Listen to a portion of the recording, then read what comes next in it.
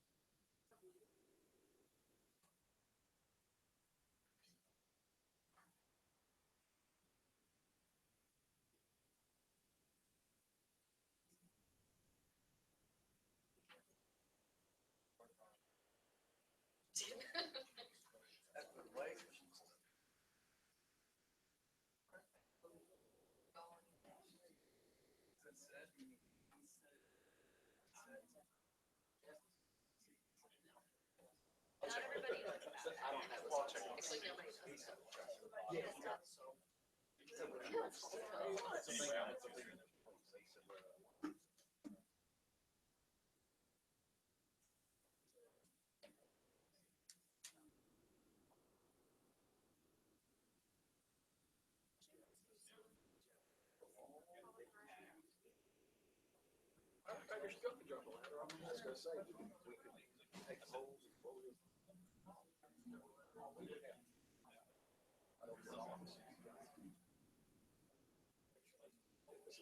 As leaky as this building is, there's no way that building's holding that much water.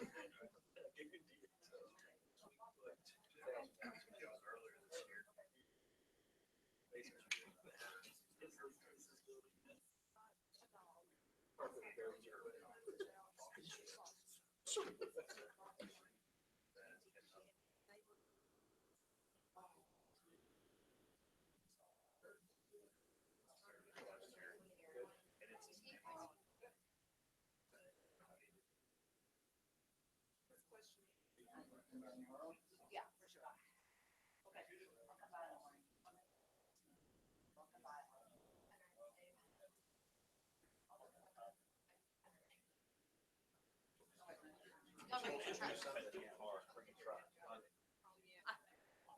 I'll tell you.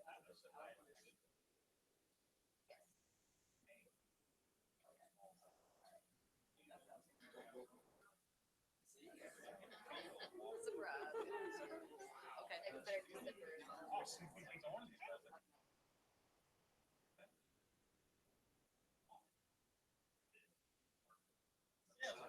It does. I'm literally like scanning.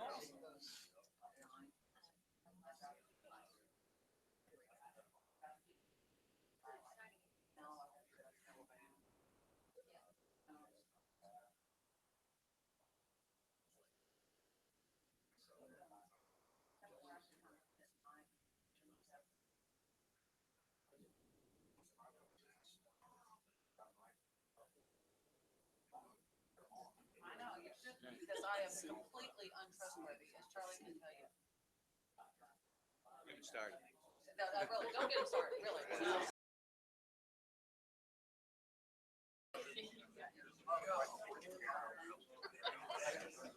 was a great year.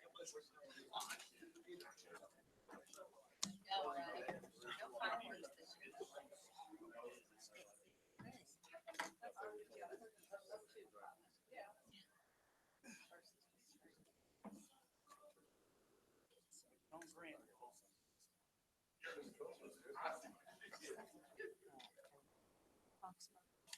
Yes. I was too. Okay, good.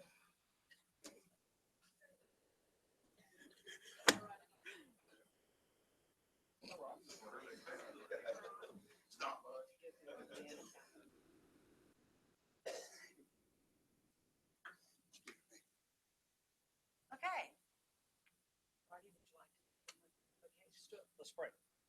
God, we pause to say thank you for being so blessed for this community that we're proud to call home.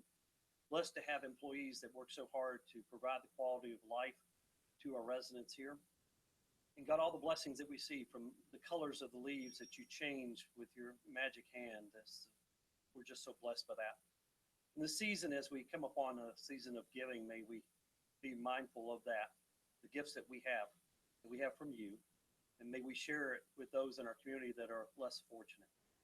And Father, we realize that we meet today as a free body, free to make decisions, free to have discussions, freedom to have disagreements because of the men and women that paid the ultimate sacrifice to provide this freedom to us. And we say thank you to them. For those that are still serving in harm's way, we pray protection around them and comfort for their family members as they wait for their safe return home.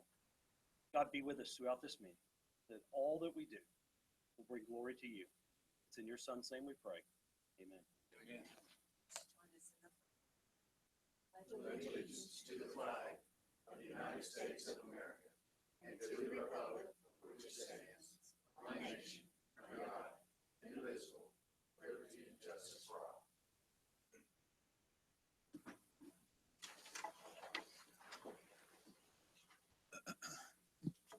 Okay, first thing we're going to talk about are, last week we brought up the fact that a $10 fine on a semi going through a community was not, or going through a subdivision wasn't enough. Any thoughts on this? Agree. I mean, they'll pay that $10 all day long. I think we got to put some teeth into it. And at least a minimum of $100. Only question I would have, and I think Councilman Shipp is the one that brought this up, which I agree. Only question I would have, I ask, what is the minimum fine we have on other ordinances? Because I think we ought to be That's a very good, consistent. I good think we ought to- question, and I think that's why I got in there, is because it used to be like $10 up to $500, and now we just say our general, section 10.99 under general penalty is that this is a violation with a fine of up to 500. So we can make it anything, Okay. you all can make it anything you want up to 500. With a lot of violations, we step them up, first time X, second time X, it's a little higher, up to 500 and 500 every time thereafter. But there are some challenges with that that we've discussed. I mean, does a different driver with the same trucking system, get fined? I mean, does that kind of get fined higher because there are two different drivers that do the same thing? You only fine if it's the same driver, and so and it's difficult for the police to know at what point to step up that fine. So I would suggest maybe y'all consider. Want to do it $500 each time or $250 each time? Just anytime there's a violation of this, it's whatever amount you want to say, up to 500. You're talking about minimum up to. Yeah, or we can just say it's, I every just thought offense, that it's a $10 fine was, too low. Too low, Too low. too low. you can't Yeah. process the fine for $10, Right. so. Exactly. And so we can either set it or you can set it on a stepped up basis. What if you set it as $100, a minimum of $100, maximum $500? And I mean, if you wanted to put per occurrence, you could step it up $100 every occurrence, first time 100, second time 200, third. However you 300. want to. How do you police Yeah. that? How do you It's hard to- know? Yeah. Because it would be the No. driver, you'd have his driver's license. Yeah, So but, would the That would be officer the know same that driver. when he's writing the ticket? Oh, we There's just a gave you the record. ticket? Jamie says yes. Oh, would automatically James. flag up? Not automatically, but the officer could ask the dispatcher to check in our system. But whatever we do, I think that we ought to make the minimum fine or the step fine the same for all ordinances where it reads that way. I agree. Well, there are different reasons to have different amounts, on some of these. If you remember when we had, for instance, our fire alarm, issues, those were, we really needed to do a step up, and we had that wait, that trial period and, all that. So there are reasons not to do it. But, you know, if you were to say between 100 and 500, that's totally within our general penalty, or, you know, we can make it in the, you know, the ordinance, you know, whatever, like, let's say. Always. Well, I think we're all in $200. agreement that 10 is too low. Yes. Yeah, I think we're all, I think the in- 100's fine. and I'm fine with I'm fine with the it. 100, yeah. Well, okay, maybe we'll do, you know, 100 up to 500, and if it's a chronic situation, then that gives the police the authority to, you know, to charge them the higher amount. Fine with that. And that's not gonna be too much extra for you guys, Jamie. What was the question? That's not gonna be too much extra if it's a repeat, different driver or. No, I don't think so. I don't think so. And we're probably not gonna have a lot of them anyway. My guess I don't is, think so. is if you find a FedEx driver $100 for cutting through the neighborhood, I don't believe he'll cut through there. I believe that'll be the last time. But for $10, he might say, I'm gonna risk it. Not much chance. I agree, but I also think that our approach initially will be to just contact the companies that we know that are going over there. This is now an ordinance. Please abide by the ordinance. And I think that that will handle most of the problem. I agree. All right, we're good to go. Okay, Mr. Bush. Mr. Bush is gonna be up here a whole lot. Not too long. I'll try to make it as brief as I can. But I thought it was a good time, Mayor and Council, to provide you all an update of our project that's ongoing. Of course, we're in a fast track mode to try to have some benefit out there on the ground here, you know, almost immediately with our crew. So that's what we're trying to do. We're fast tracking the design, kind of getting into almost a build design kind of approach. We've got a framework of what we're trying to do, but obviously we're looking at the site and trying to make the site work, you know, with the construction that we're doing. It's working out pretty well and on the ground over there. Right now today, currently, we're revising the outlet pipe that allow us to scoot closer to the birch side of the basin. So there was probably an 8 foot void there, space there. So what we'll do is we'll be able to shove that whole basin, just that whole berm over that much closer to the fence. And then we'll project the basin height up, get over and then back down. So we'll add a lot of room right there in that area. So the goal is to, like I said, to make this thing a short duration thing. So my crew's there, and I'd say we'll start moving dirt in earnest tomorrow. If you all need any dirt, I've got plenty I can share with you. But we'll be hauling away, you know, a lot of truckloads of dirt probably starting tomorrow. So it's going to get looking like a real basin construction project. My guy tells me it's his goal to get out of there by the end of this week. So that's ambitious, but if it doesn't rain, knowing that crew and how well they work, it may just happen that way. But it wouldn't surprise me if they're seeding it Thursday, but it would be a reasonable thing to think they'd be seeding it Monday or Tuesday of next week. But forbidding any rainfall and any bad weather, I hate to overpromise, but I know how those guys feel about working. They like it and they like to get through it. So that's the goal. But that said, that's our plan.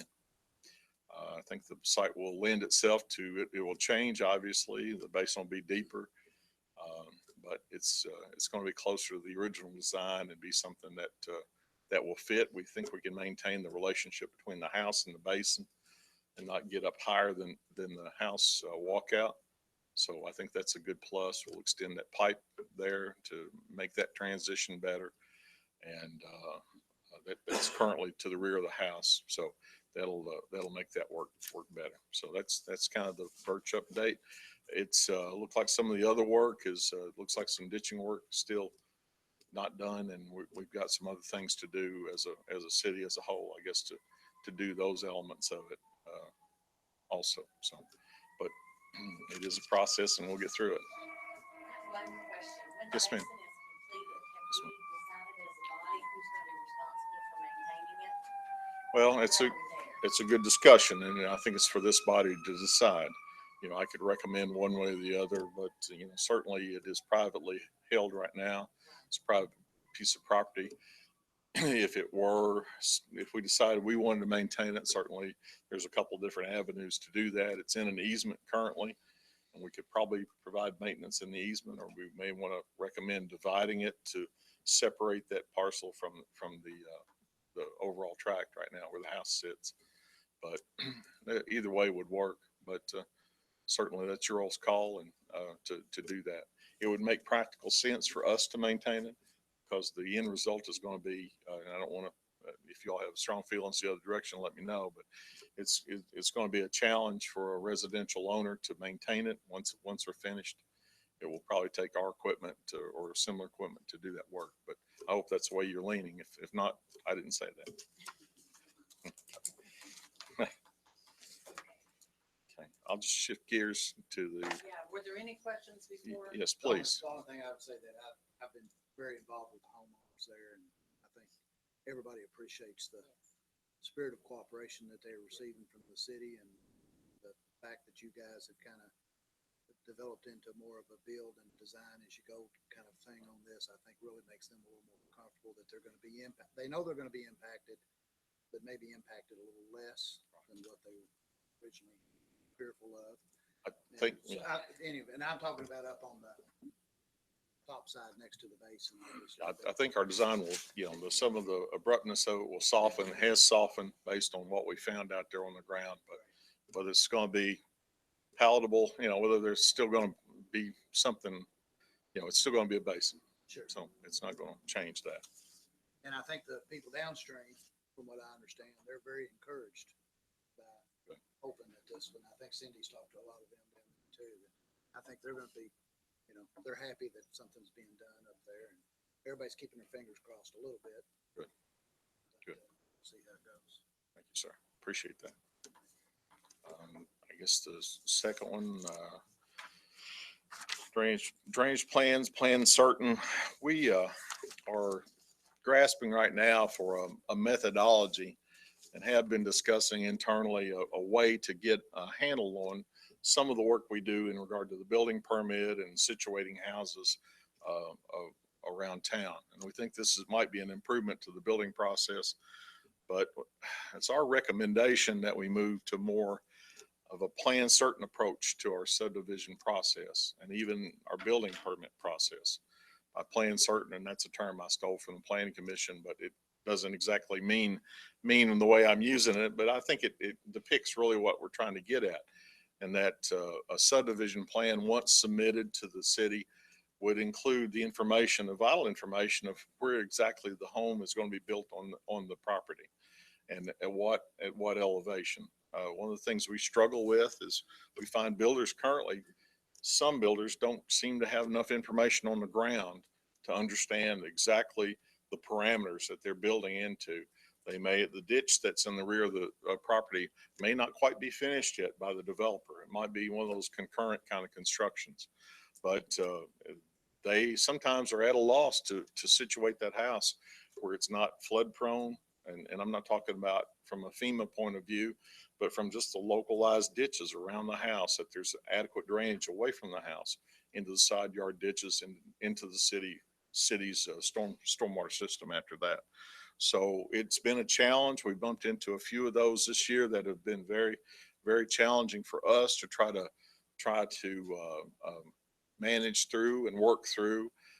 Some of them are successful and some of them aren't really that successful. We've done the best that we can on some of them, but as a recommendation, it'd be something working with Ed and the Planning Commission to move toward this plan certain approach where we do indeed prescribe finished floor elevations through that subdivision process. Now, it makes sense at that time, because at that time, the design engineer has both the street grades at their disposal, and they're also setting the ditch grades around, or major ditches around the house.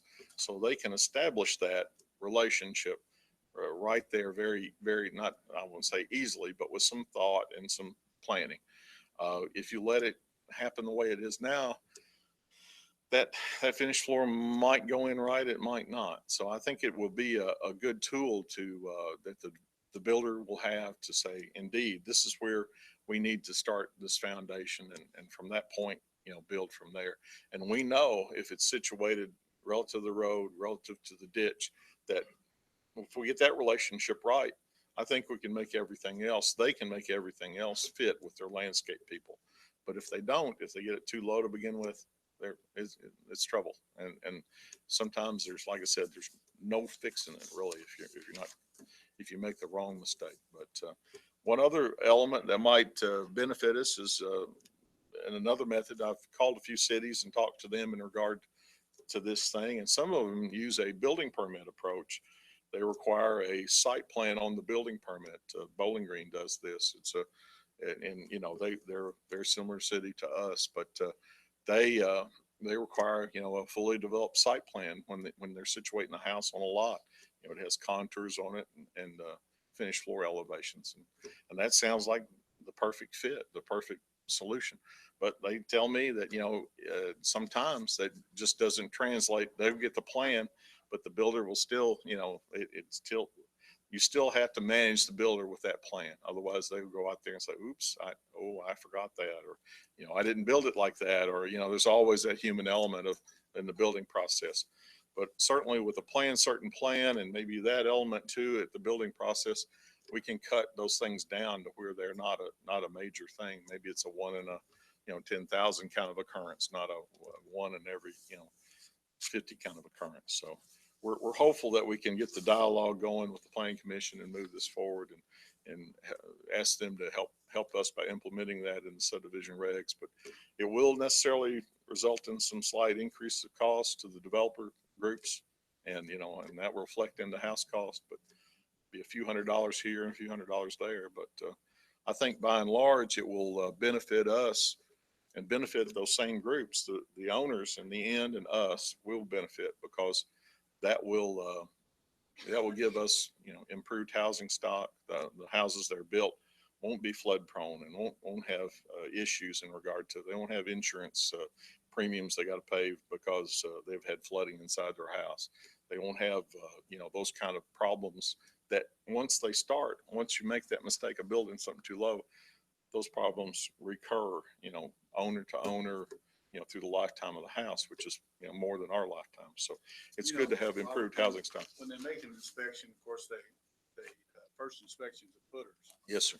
At that time, couldn't our building inspectors kind of ask some questions like, are these going to be 9-foot walls, 8-foot walls? What are you going to use for floor joists? Yes, sir. I mean, Yes, sir. And I think instead that, of just looking at the footers, you know, Yeah. kind of ask some questions Right. and eliminate some of those problems. I think some of that's already been done, and specifically to the building process. You know, I mean, the structure, I think Ed's folks are doing a great job in doing that, but when they translate over into what does the site grading look like, maybe that's asking a little much of them. You know, I don't know. There's a solution in there, but that's a great time to try to control it. To me, the two most important things are the elevation. Yes, sir. Right. And the proximity to any easements. Yes, sir. If you get the house up high enough, and I'm talking about let's say the lowest entry, like Yes, a basement door, walkout. That's right. If you get the house up high enough, really, there's not a whole lot the builder can do then. I mean, he might have a little steeper yard than he wants, Right. but at least he's gonna be high enough. Right. And like this situation with the basin you're working on now, Exactly. you know, gosh, here's where the easement is. Right. You know, it's That's right there. So it's right there, and We don't then have any room to work. there's a walkout basement there. So that's a great case in point, Councilman. So I appreciate you bringing that up. Most builders, developers don't want problems anyway, so they're gonna really take the time because they don't want callbacks. Well, and I agree with the plan, certainly. Yes, I like Yes, sir. that idea, but I think most of us know that developers and builders complain quite frequently about the red tape that they have to go through. Sure. I certainly don't want to add another step that the builders have to go through. I think they would be less concerned about, you know, the cost. You said there might be additional costs. I think they'd be less concerned about that than they would. Is this going to be another step that I've got to go through? If you see what I'm saying. Right. I like the plan, certain. I think there are advantages to it, Appreciate that. but I think we've got to work with the builders and make the process as easy as possible for them and still within the limits. And that's a great point, Councilman. As we roll this out, certainly there'll be opportunity to have feedback and input from the builder community, the developer community. And hopefully we can get something that works for everybody and it is an improvement across the board. It might not be the perfect thing that we want, but, you know, I think through that process, we can get to a good compromise between them. Well, when you talk about red tape, I think the concern is time. Time is money. Is money. And if we slow them down even more, I mean, we've got to be able to be efficient in your department, to Sure, be able to review these and make them happen and get them back out the door. sure. And I like Bobby's idea of doing it when you inspect that footer. that would be a good. Check thing to do. elevations Yeah. right there, Check the because elevation you know right what the there. floor elevation is at that time. I think that'd be a great. If it looks like, my gosh, that's a heck of a hole, you got 'em too Yeah. deep. You can stop them at that time too. But I like that. I think that would be a good thing. But I think we ought to work with the builders before we implement something like this and let them know, you know, that this is kind of what we're looking at. I think that's time well spent, Yeah. Councilman, if we can do that. While I'm here, and I know it's not on the agenda, but, Just a minute, oh, Robert, but okay, yes, sir. Point about the checking, and at that point, someone has to physically check that elevation. So there's where part of the question comes in. Well, Is that that's what I would something say, that you know, a lot of, you know, when you're pouring footers too, a lot of people have hired help pouring their footers.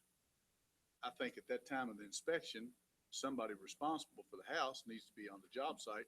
When Neil for residential shows up and has somebody to answer to, instead of just, well, I don't know, I'm just working with our, you know, that kind of thing.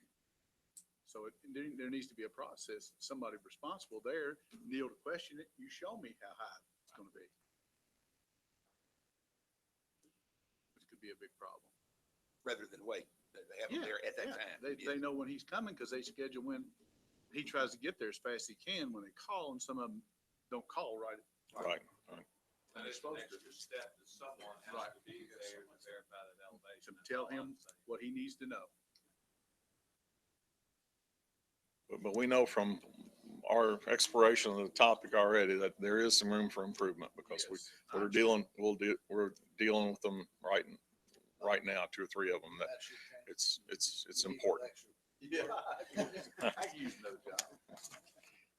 While I'm here, and it's not on the agenda, but I wanted to, you all had asked me last time I was here about our number of basins, detention basins, that topic of us starting to maintain or possibly maintaining basins, and where do we go from there? Another one of those vision kind of things, but I want to give you some updated numbers. I think I told you we had somewhere around 100, but I didn't really know. And our subdivision basins, we've got from our current inventory 112. That doesn't mean that's all we've got, but we may have even a few more that we haven't spotted yet. But that's Desiree's done a good job in doing our inventory, and total in our total basins in town, we got 292 that we found thus far. That includes the commercial basins that should probably remain privately maintained. But we will at least have over 100 basins that are that we're thinking about, you know, possibly maintaining and putting in our maintenance. So it's not a small number, and it translates into a lot of mowing, a lot of grading, and a lot of real serious maintenance. The stuff that we're doing and right now, currently in Covington Ridge is, you know, pretty typical of the kind of things that basin, whether it's silted in or just wasn't built properly. Those are the kind of things that we're talking about. And they're, Or not the builder, the developer. yes, the developer, we've talked to the developer. Michael's been kind enough to talk to the developer. And yeah, he has a commitment of monetary. We gave him a budget. And I think the budget will be fine. But yeah, he's agreeable to that budget. We'll invoice him after we're done. So, but that's the game plan. But yes, sir. I'm curious. I know we have a number of spots. I'm curious. What's the largest basin that we got of that 292? Well, let's see if I got, yeah, you know, those, Say behind my house. our basins are regional basins, you know, that are in still another category. But I think, you know, some of the larger subdivision basins, I don't know, Desiree, did we have a size on, you've got some sizes or? Is that one on Joan? Would that be in that category? Okay. Okay. So I said one on Mardon. Wow, that's my house. That's not a basin. That's your house. Basin.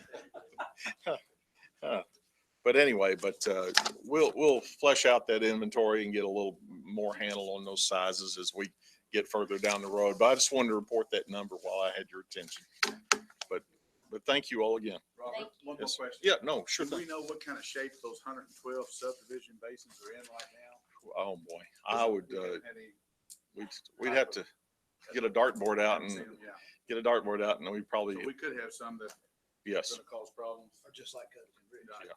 They may be and yeah, they're not going to be perfect, I can tell you. So they'll probably be fair to poor, it's hard to say The only kind of maintenance they've done on is just mud. typically. Yeah. And yes. Yep. So Covington Ridge may be a snapshot, hopefully not that severe, Yeah.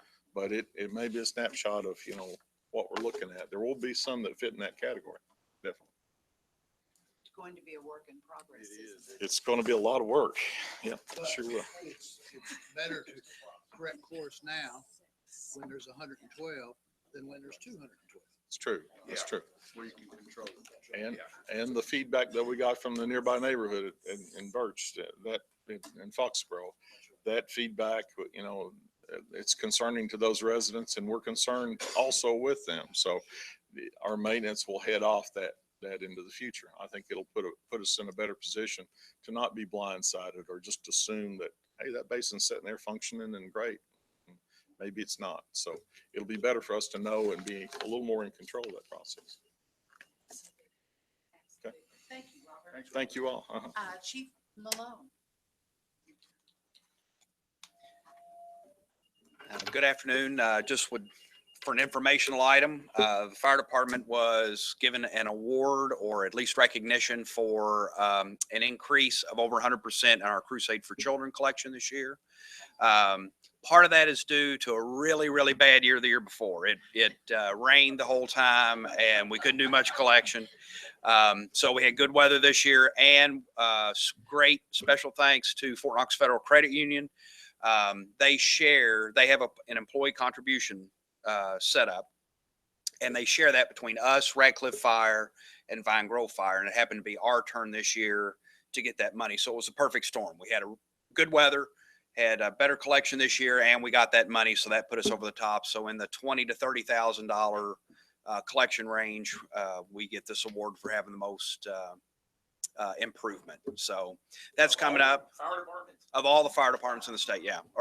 And actually the WHA Crusade for Children, you may not know, is just very regional. It is just in the WHAS viewing areas, the only people that participate in that. And the great thing about that charity is all of the money that's collected goes back to the community it was collected in. Hardin County had always collected more money than they actually got back because they didn't request it. So they partnered with Hardin Memorial Hospital and built basically an entire neonatal floor. And I know there's been several people that have benefited from that floor. So all that money comes back to the community and it's a great charity and we're glad to have been a part of it as long as I can remember. So back early 70s, late 70s, I guess, late 70s. Yeah. And tell them where you're going to go. Oh, well, we're going to WHAS television. We're going to be on Good Morning Kentuckiana, myself and Mike Satterfield, who is actually the person that oversees the Crusade for Children collection for us. We're trying to switch gears a little bit, not being in the road so much. Coming up, we did the open house a couple of weeks ago. That was successful. We got about $500 from that. We're going to try to borrow a little bit of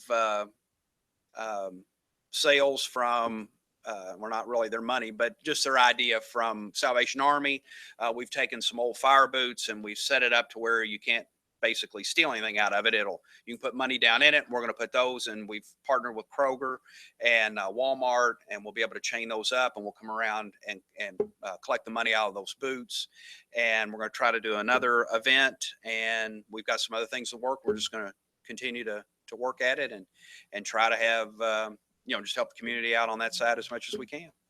Rusty, I know a few of us up here are old enough to remember that, but I can remember back in the early days, and people look forward to that. We used to take the fire truck around and go door to door to door. We Like did. Tony Scott would kill you if you didn't. We did that for years, and then the community just got But that so was big something that it was just impossible to do That any was a longer. tradition. That was fun. You could Yeah. hear the siren That was. Oh, yeah. that in the neighborhood. Well, when I started, a lot of the, a lot of the spouses participated and they would cook at the firehouse.